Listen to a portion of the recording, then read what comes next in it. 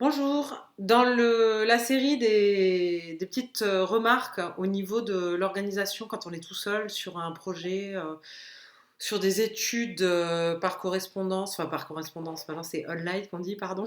Je suis de la vieille école. Et il y a et le processus de création aussi, notamment artistique. En fait, j'ai un moment que j'atteins là, tout de suite, là maintenant, je suis dedans et je me suis dit, tiens, je vais en parler parce que après j'ai pu m'en rappeler. C'est toujours pareil dans l'observation de soi-même, de ce qui se passe à l'intérieur de soi.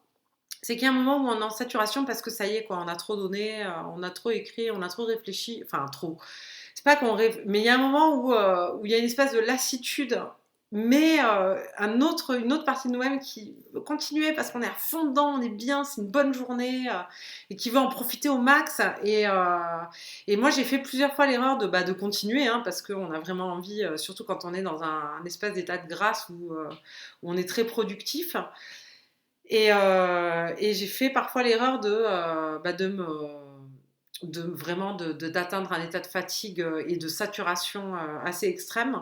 Ce qui fait qu'après, pour les parties de la vie qui suivent, notamment quand on a des enfants, en fait, on n'a plus aucune énergie. Et ça, c'est aussi un apprentissage qui est très utile, c'est arriver voilà, à se dire que aujourd'hui on a une journée avec tant d'étapes à faire et essayer de garder son énergie et aussi d'être à l'écoute de soi, c'est-à-dire quand on n'en peut plus, stop, c'est bon là, j'ai assez travaillé, j'ai rempli mes objectifs, ou alors je les ai pas remplis, mais quand je les avais fixés, je me rends compte maintenant dans la réalisation que en fait c'était beaucoup trop haut et que voilà qu'au lieu de faire cinq objets, j'en ai fait que deux, mais en fait quand j'en avais fait cinq, j'avais complètement sous-estimé la tâche, par exemple, parce qu'à un moment donné, il faut être honnête envers soi.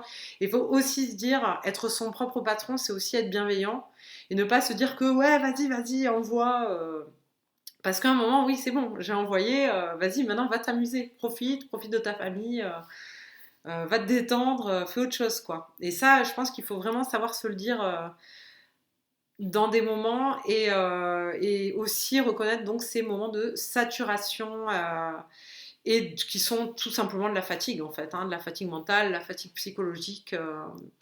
Et puis, il faut savoir, voilà, se dire, bon, voilà, maintenant, je vais recharger mes batteries, je ne vais pas attendre. C'est comme quand le petit voyant de l'essence sur la voiture. On n'attend pas on n'attend pas d'être à sec et d'être en panne sur le périph ou la rocade, peu importe, pour dire mince, j'ai plus d'essence. Parce que là, c'est beaucoup plus compliqué d'appeler une dépanneuse que de se dire tiens, le voyant vient de s'allumer, je vais aller mettre de l'essence.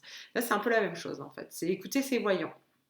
Merci beaucoup de votre attention et à très bientôt sur mon site caméléon.org.